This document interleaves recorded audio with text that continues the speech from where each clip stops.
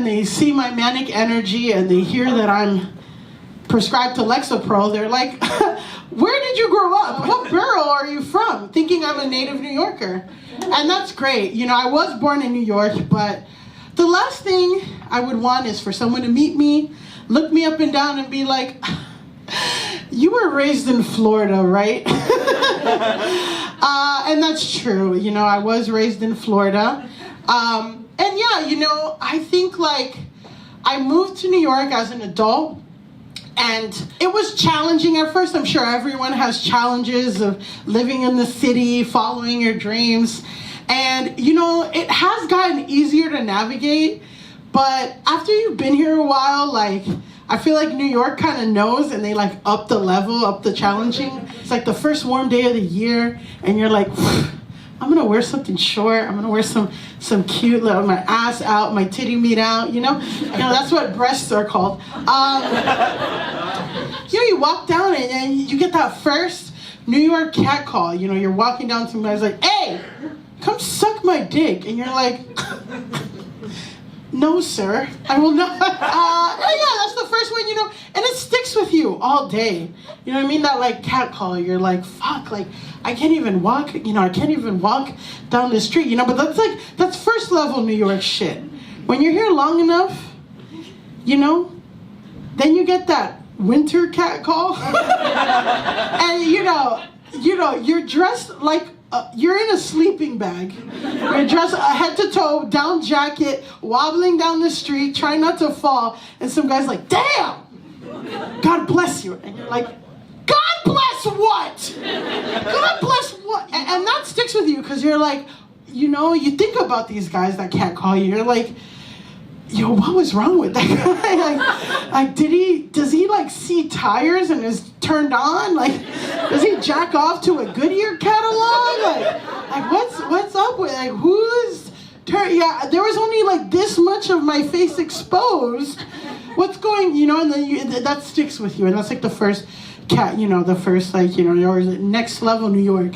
And yeah, like, just in general, I think cat calls bother me. They bother a lot of people because just in life, you're just trying to get by.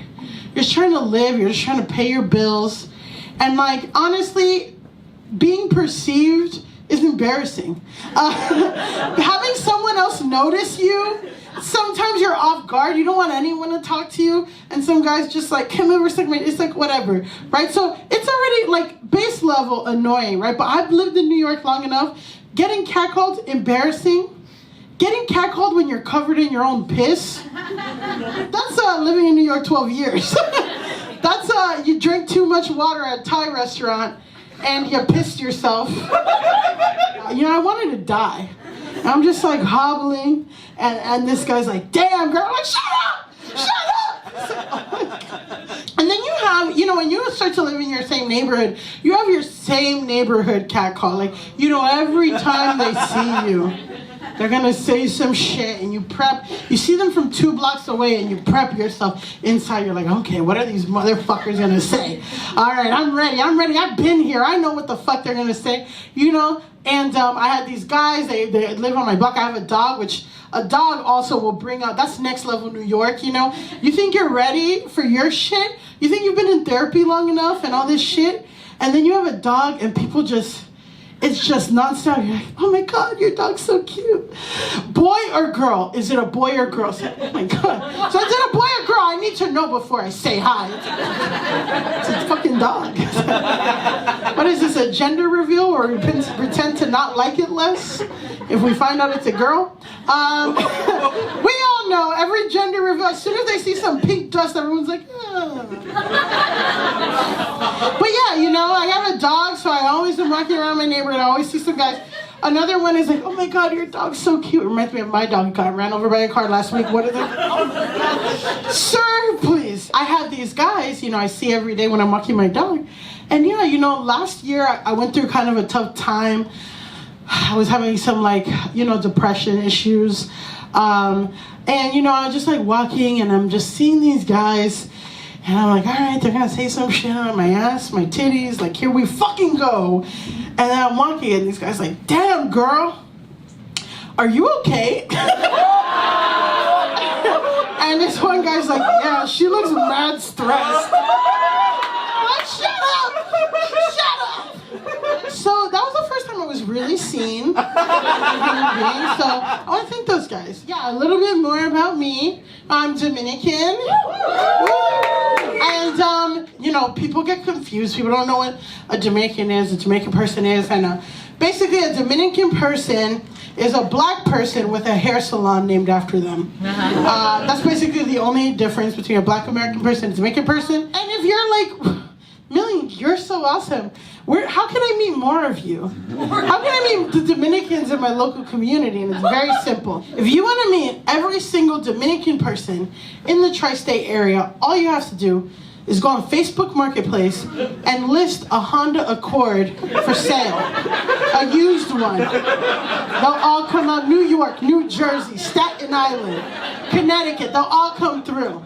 I know this. I can say this because I'm Jamaican. I can also say this because I did buy my used Honda Accord on Facebook Marketplace, and I also did sell it on Facebook Marketplace.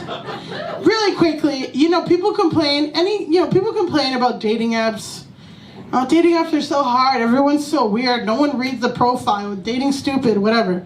Whatever complaints you have about dating apps, go on Facebook Marketplace. Okay? Weird guys, Facebook Marketplace. Try to sell a lamp for $10 on Facebook Marketplace. I want to know more about Dominican people, you know?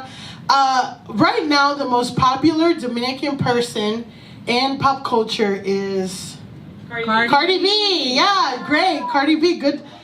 You scored great. Someone's like, I love her. Yeah, great. You will get kicked out because I'm also the only producer. But yeah, you know, Cardi B, she is our representation for Dominican women. And a lot of people say, oh my God, like she is not good representation. She's so ghetto. She's so ratchet. Her nails, her hair, like she's just so ghetto. And, you know, let's just look at her rap sheet, right? Cardi B is married to Offset. Offset cheated on Cardi B.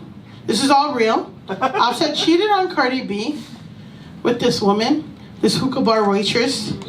You know, Cardi B went to that hookah bar in Queens, beat that woman's ass, beat her sister's ass because her and her sister also work in the same hookah bar in Queens. Then she filed for divorce with Offset. Then she unfiled for divorce and had a second kid with Offset. That is actually really good representation for Dominican women. Okay? That's actually pretty on point. It is, never felt seen until I saw that. You know, it's the same, it's in our DNA. We're just optimistic, you know? I don't know what to tell you, you know? It's the same thing in our DNA that's like, you know what? I want to straighten my hair before I go to the beach. It's going to work out. Scientifically, it's not. It's not going to work out, but we believe in our hearts that if we go to the beach with straight hair, it's going to all work. Another reason why Cardi B is a great representation for Dominican women is that she was in a music video with tassels over her nipples, but the tassels were like this big. And that's because Dominican areolas are about 80% of the titty real estate of titty meat, you know? It's like McDonald's cookie areolas, or like Subway cookie, you know, if you're rich. Not quite DVD, but certainly Blu-ray disc-sized areolas. That was for the nerds. I didn't know that this was a Dominican thing until I saw Lady Gaga on TV, and she had two little Band-Aids over her nipples, and I'm like, well, where's the brownish gray part over her titty? I mean, come on. See, if I had to put Band-Aids over my nipples, it would be the knee-sized Band-Aids.